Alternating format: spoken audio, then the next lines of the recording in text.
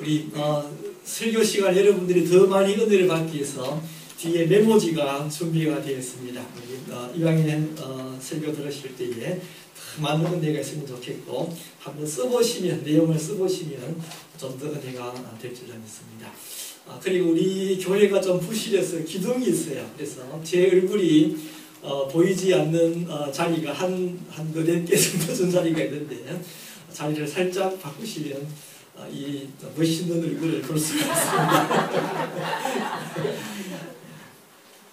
우리가 제 계속해서 사랑에 대해서 말씀으로 은혜를 나누고 있습니다. 사랑은 무엇이라고 했습니까? 사랑은 오래 참는 것이라 그랬습니다. 이 오래 참는 것은 사랑의 처음이요 마지막이었습니다. 그것은 13장 4절 시작하면서 사랑은 오래 참고 그렇게 시작하고 13장 7절에서도 사랑은 모든 것을 참으며 모든 것을 믿으며 모든 것을 바라며 모든 것을 견디느니라로 끝을 맺게 됩니다. 우리가 오래 참아야 우리들의 삶 속에 열매를 맺을 수가 있습니다.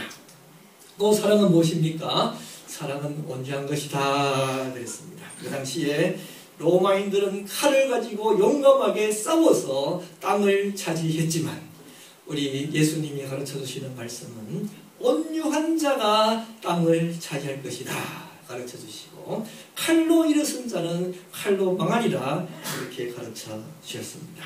성경에서는 온유는 겸손하다 또는 친절하다로 그렇게 또 해석을 할 수가 있습니다. 온유한 사람은 겸손하고 온유한 사람은 친절합니다. 또 사랑은 무엇입니까? 사랑은 남을 꼭 이겨야만 기쁜 것이 아니라 남에게 져도 남보다 낮아져도 기뻐할 수 있는 것이 사랑입니다. 그래서 남이 잘 되는 것을 시기하지 않아야 사랑입니다.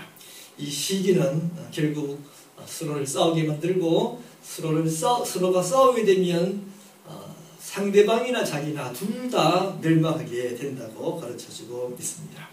그래서 시기를 하면 안 되는데 어떻게 하면 시기를 하지 않을 수 있다고 했습니까? 상대방과 자기가 다르다는 것을 인정할 때에 시기하지 않을 수 있습니다. 누가 더 낫고 나쁘고 누가 더 좋고 못하고가 아니라 다른 거예요. 눈은 눈으로서 다르고 귀는 귀로서 다르고 입은 입으로서 다릅니다. 그래서 서로가 다른 존재다라고 하는 것을 인정할 때에 시기하지 않을 수 있습니다. 또 어떻게 하면 시기하지 않을 수 있습니까? 자기 자신이 존귀한 존재라고 하는 사실을 깨달을 때에 시기하지 않을 수 있습니다. 남들이 좋아 보이지만 사실은 내가 너무나 존귀한 존재임을 깨닫게 되기를 바랍니다. 여러분들이 누구입니까? 여러분들은 하나님이 사랑하셔서 하나님이 자녀로 삼으신 하나님의 자녀들이에요. 온 우주 만물에서 왕 중에 왕 되신 우리 하나님의 자녀이니 우리들은 다 왕족들입니다. 이 왕족들이 뭐가 그렇게 셈이 나서 다른 사람을 보고 시기할 필요가 있겠습니까? 우리 자신이 존귀함을 알게 될 때에 시기하지 않을 수 있습니다. 그리고 사랑은 자랑하지 않는 것이라 그랬습니다. 자랑은 남들로 하여금 시기하게 만들고 남들로 하여금 범죄케 만듭니다. 그래서 우리들은 남들을 죄짓게 만드는 그런 자랑을 해서는 안 됩니다. 사실은 우리가 다 빈손 들고 태어났고 이 땅에서 지금 우리가 받아 누리고 있는 이 모든 것은 다 하나님이 주신 것인데 내가 뭐 자랑할 것이 뭐가 있겠습니까? 우리가 자랑한다면 어떻겠습니까? 그래도 자랑한다면 오히려 연약한 것을 자랑해라.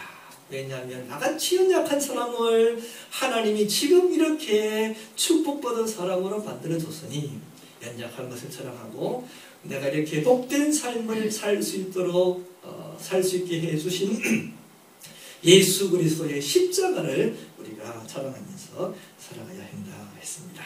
오늘은 이제 사랑에 대한 네 번째 순서로 무례한 것에 대하여서 살펴보겠습니다. 사랑은 5절에 보니까 무례히 행하지 아니한다 이 무례하다라고 하는 말은 쉽게 말하면 뭡니까? 예절, 매너가 없다는 말이죠. 이 무례하다라고 하는 말은 성경 말씀이 기록된 헬라어 원어로는 아스키보네오라고 하는데 unseemly 또는 uncomely 또는 unbecoming 그런 뜻이 있습니다.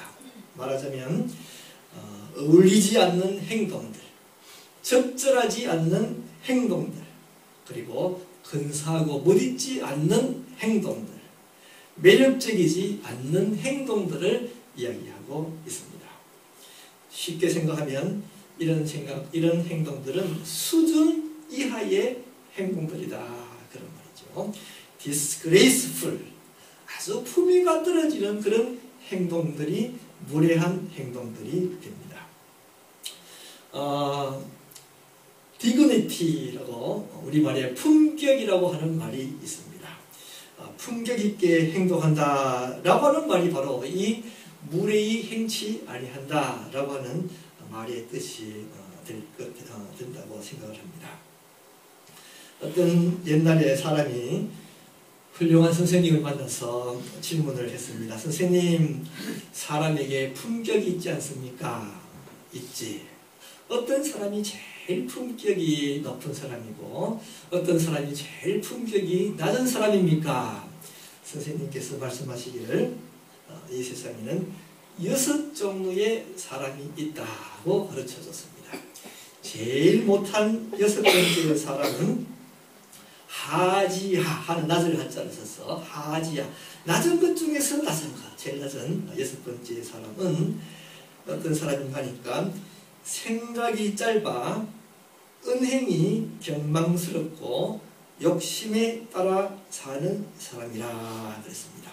생각이 짧아서 말하는 것도 가볍고 행동하는 것도 가볍고 또 자기 욕심대로 욕심에 따라서 살아가는 사람이 제일 하지하, 제일 낮은 품격의 사람이라고 말씀하고, 5번째 사람은 하, 낮은 사람이라고 해서 재물과 지위에 의존하여 살아가는 사람, 다시 말하면 재물만 믿고 지위만 믿고 살아가는 사람, 자기가 엉망으로 행동하더라도 내가 국회의원이니 나를 어떻게 너희들이 벌 주려고 하느냐, 이렇게 지위만 믿고 살아가는 사람은 5번째 하에 속하는 사람이라고 했습니다. 4번째 사람은 중간이라고 해서 지식과 기술을 믿고 살아가는 사람. 사람은 시원찮지만 자기 기술이 좋으니까 그 기술만 의지하고는 의시되고 살아가는 사람이 중간 사람이라 그랬습니다. 3번째 사람은 중상, 중간보다는 좀 높은 거죠. 중상이라고 해서 자신의 분복에 만족하고 정직하게 사는 사람이라 그랬습니다. 자기가 지금 주어진 이 환경 속에서 만족하면서 거짓말시키지 않고 정직하고 빤듯하게 살아가면 이 사람은 중간위, 중상이 됩니다. 그리고 2번째 사람은 상에 속하는 사람인데 이 사람은 virtue, 덕과 정을 지니고 지혜롭게 사는 사람이라 그랬습니다. 사람들에게 덕을 행하고 또 정이 있어서 사람들에게 정을 쏟으면서 정을 쓸 수 있고 지혜롭게 살아가는 사람은 남에게 베풀 수 있는 사람을 이야기하는 것이죠. 그런 사람은 상이라 그랬습니다. 제일 최고의 사람은 상지상, 높은 것 중에서 높은 제일 최고의 사람은 죽음이 목전에 닥친다 해도 두려워하거나 슬퍼하지 않으며 그것이 천명이라 여기고 겸허하게 받아들일 수 있는 사람이면 가히 상지상의 품격을 지닌 사람이라 할 수 있을 것이다 그랬습니다. 말하자면 죽음을 앞두고도 사람이 자세를 흐트리지 않고 두려워하지 않고 빤듯하게 죽음을 담당하게 하나님이 이제 나를 부르시는 시간이 되었구나 생각하고 그 죽음을 겸허하게 받아들일 수 있는 사람이 최고의 품격을 지닌 사람이라 그랬습니다. 그러고 보니까 우리 예수 믿는 사람들은 다 최고의 품격, 상지상을 지닌 사람이 아닙니까? 우리들은 다 예수 믿고 어떻습니까? 하나님의 자녀가 되고 다 영생을 얻은 사람이지 않습니까? 죽으나 영원히 사는 것을 아는 사람이니 우리들이야말로 제일 최고의 품격을 가진 사람들이 됩니다. 역시 여기 하나님의 자녀들은 어디 가나 하나님 자녀로서의 최고의 사람들임을 다시 한번 확인을 하게 됩니다. 그런데 여기에서 가장 낮은 사람이 누구였습니까? 혹시 기억이 납니까? 가장 낮은 사람은 하지하라고 해가지고 생각이 짧아서 은행을 경망스럽게 하는 사람이라, 다시 말하면 예절이 없는 사람을 가장 낮은 사람으로 이야기하고 있는 것입니다. 예절이 없어서 말도 함부로 하고 예절이 없어서 행동도 함부로 하고 그저 욕심대로 살아가는 사람을 제일 낮은 하지하의 삶이라고 가르쳐 주었습니다. 여러분, 살다 보면 싸울 수도 있습니다. 그러나 싸울 때에도 우리들은 예절을 지키면서 싸워야 하는 것입니다. 화가 난다고 해가지고 별별 말 다 하고 별별 행동을 다 하는 것은, 그런 사람은 예절 없는 사람이요 하지하의 품격을 지닌 사람이라고 이야기할 수 있습니다. 여러분들은 아무도 그런 건 없겠지만 사시다 보면 부부 싸움도 하게 되는데, 싸움을 한다고 해서 그 품격을 지니지 못하고 예절 없이 함부로 그렇게 말을 하면서 싸우면 되지 않습니다. 가정 폭행이 문제가 될 때가 많은데, 부부 싸움을 하다가 때리는 경우들이 있는데 어떻습니까? 바로 예절 바른 행동이 되지 못하고 그러한 것은 절대로 사랑이라고 말할 수 없습니다. 우리들은 부모에게도 예절 바르게 대하는 것을 배워야 합니다. 학교에서도 선생님에게 예절 바르게 대하는 것을 배워야 합니다. 회사에서는 직장 상사에게 또 직장 동료에게 예절 바르게 대하는 것을 배워야 합니다. 마찬가지로 예절이라고 하는 것은 낮은 사람이, 여러분, 예절은 낮은 사람이 높은 사람에게만 하는 것이 예절이 아니라, 예절은 높은 사람이 낮은 사람들에게도 대하는 예절이 있습니다. 그래서 직장에서도 직위가 높다고 해서 함부로 하는 것이 아니라 낮은 사람에게도 예절 바르게 낮은 사람을 대해야 되고, 학교에서도 선생님도 학생들에게 예절 바르게 대해야 되고, 부모도 부모지만 자식들에게도 예절 바르게 대해야 하는 것입니다.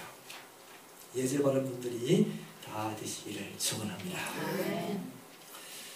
저는 참 가슴 아픈 일이 있는데, 그 가슴 아픈 것은 교회에서도 싸우는 일들이 일어난다라는 사실이죠. 성경에서는 하나님을 믿는 우리들은 다 하나님의 자녀라고 했지 않습니까? 다 형제 자매요. 또 우리들은 한 몸이라고 그랬습니다. 예수 그리스도를 머리로 하여서 다 지체로서 몸을 이루고 있는데 한 몸이 서로 싸우게 되는 것이죠. 그리고 더 가슴 아픈 것은 교회가 싸울 때 어떡합니까? 예절이 없어지게 되는 것입니다.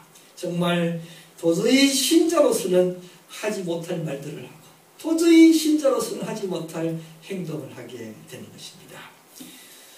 구약에서는 이 예절이 없다라고 하는 말을, 구약에서는 방자하다라고 하는 어려운 말을 쓰고 있습니다. 이 방자하다라고 하는 말은 히브리어로는 파라라고 하는 말인데, 그 의미는 속을 그대로 드러내다 또는 루슨, 느슨하게 하다라고 하는 그런 뜻이 있습니다. 무슨 말인가니까요, 여러분들이 아침에 나가보면 사람들이 아침 일찍 개를 끌고 같이 산보하는 사람이 있지 않습니까? 그 개를 끌고 산보하는 사람들은 어떻게 합니까?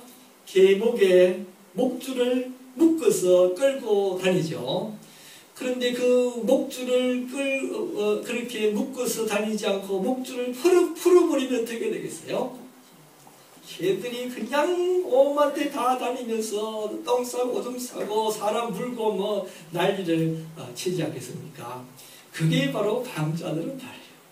그게 바로 무례하다라고 하는 말입니다.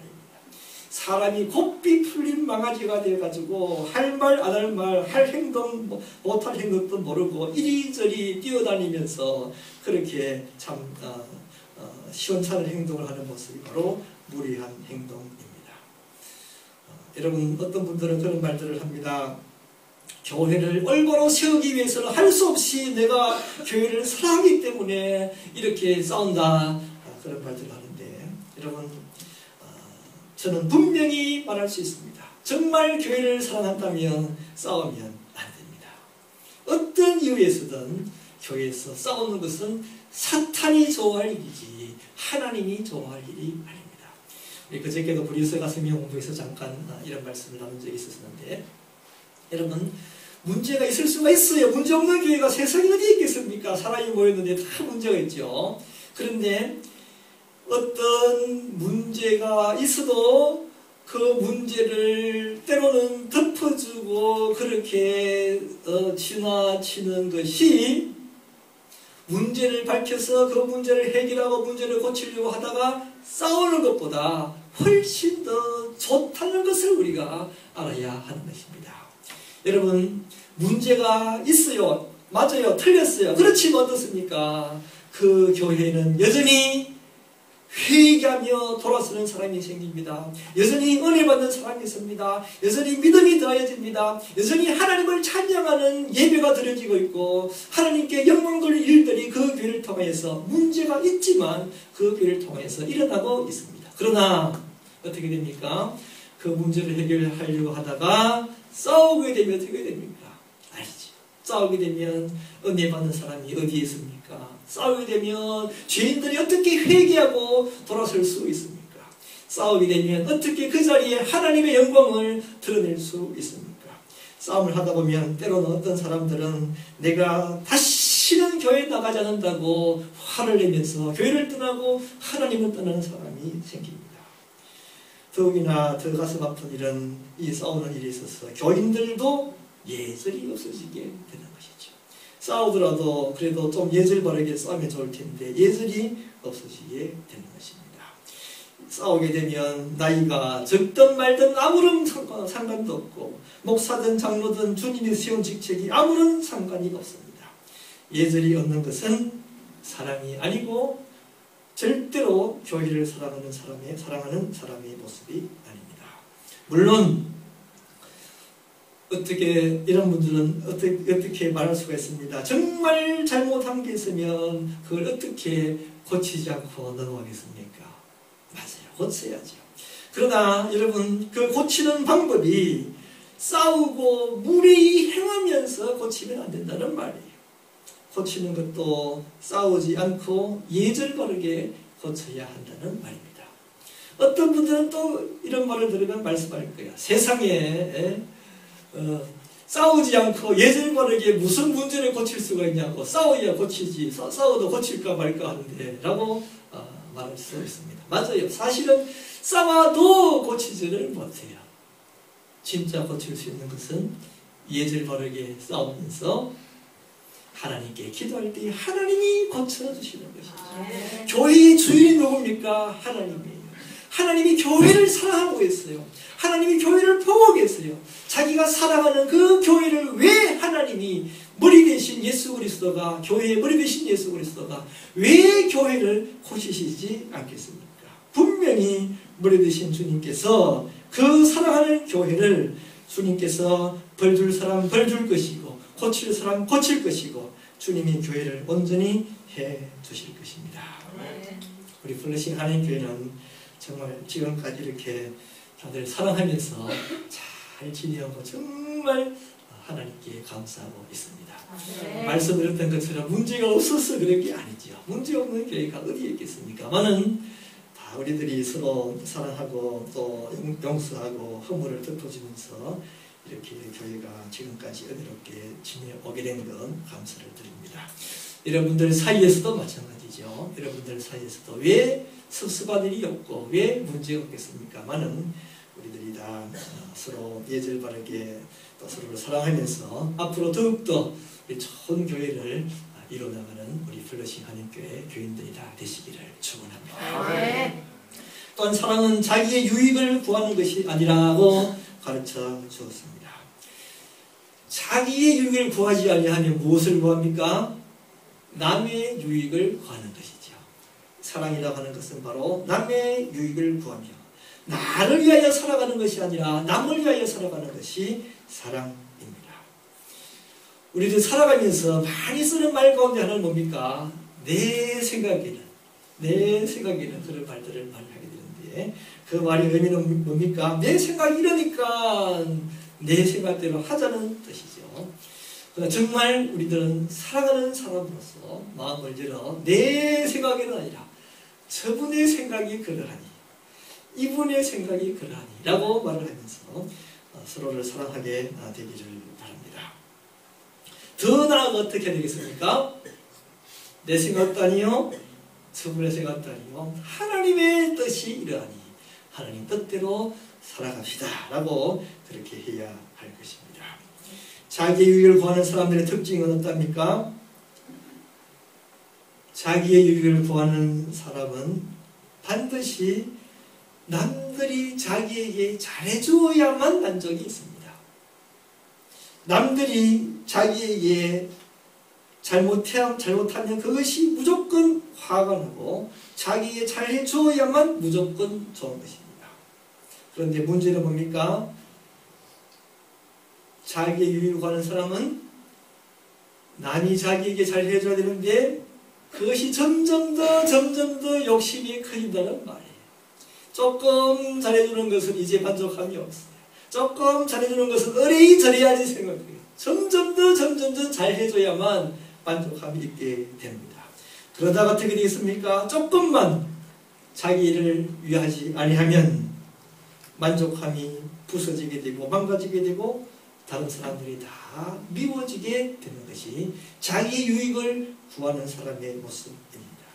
그러므로 결국은 자기 유익을 구할 때에 욕심을 부리게 되고 죄를 짓게 되고 그 죄는 자기를 멸망시키게 되는 것입니다. 야고보서 1장 14절을 보니까 오직 각 사람이 시험을 받는 것은 자기 욕심에 끌려 미혹됨이니 욕심이 잉태한 적 죄를 낳고 죄가 장성한 적 사망을 낳느니라.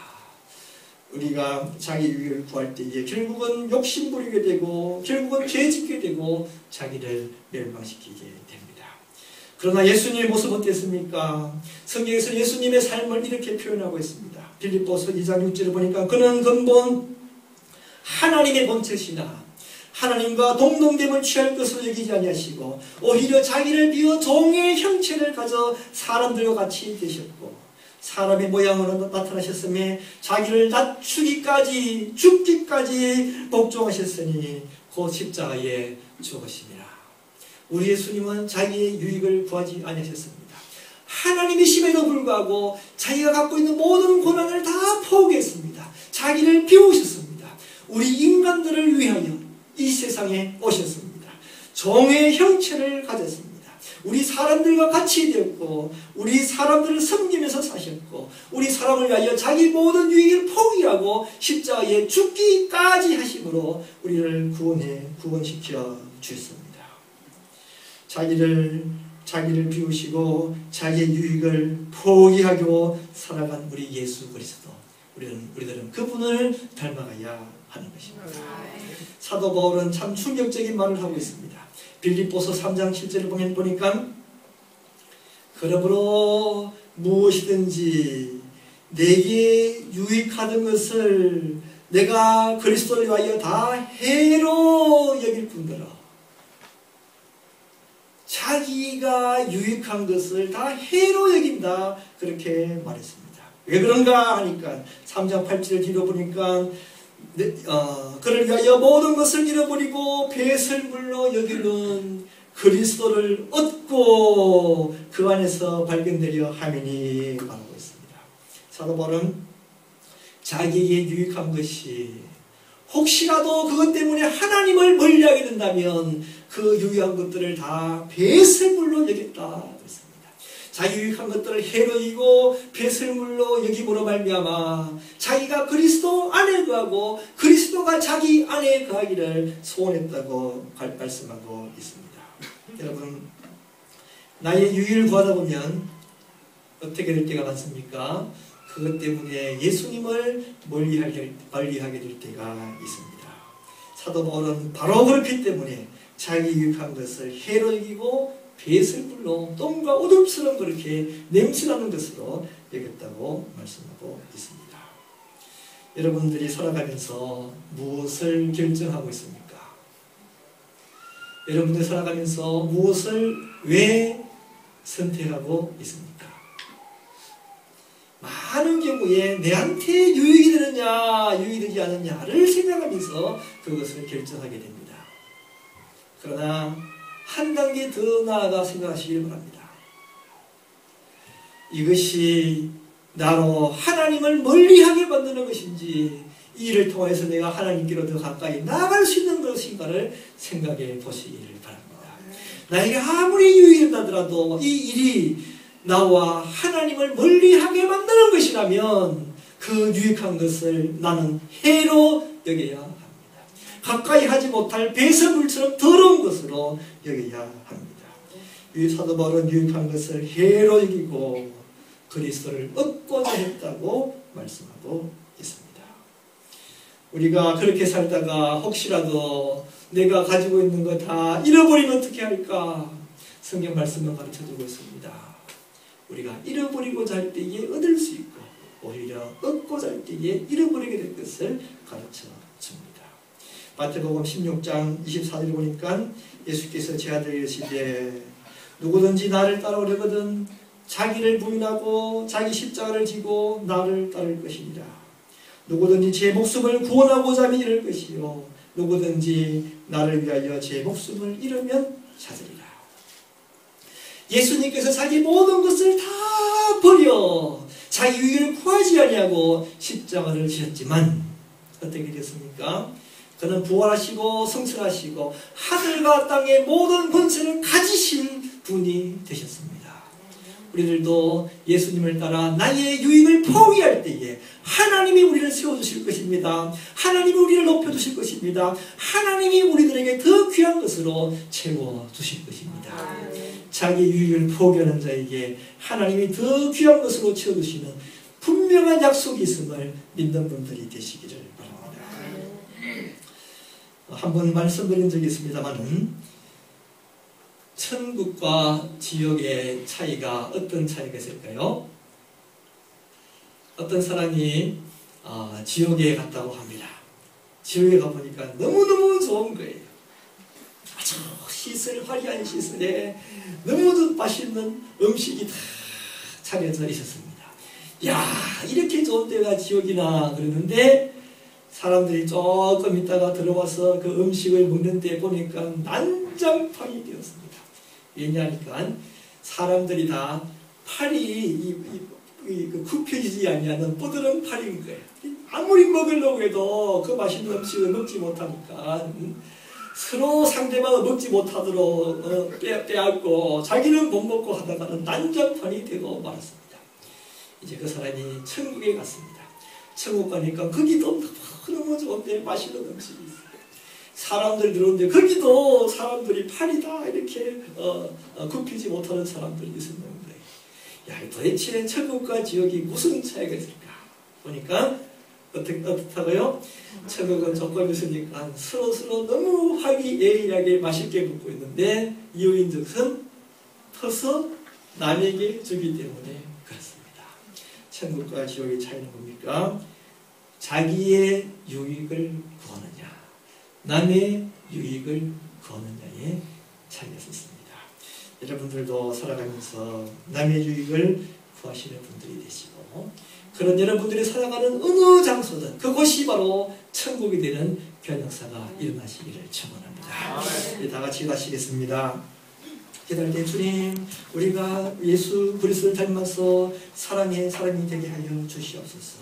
참으로 우리들이 살아가면서 무엇보다도 사랑을 실천하기 위해서 살게 해주시옵시고 살아가면서 무례한 행동을 하지 않도록 해주시옵시고 항상 하나님의 인가하신 대로 예절 바른 삶을 살게 하여 주시옵소서. 우리가 화가 난다더라도 아무 생각 없이 우리의 모든 것을 다 쏟아놓지 않도록 해주시옵시고 끝까지 예절을 지키면서 품격 있는 있는 삶을, 하나님의 자녀로서의 삶을 살아가는 사람들이 되게 하여 주시옵소서.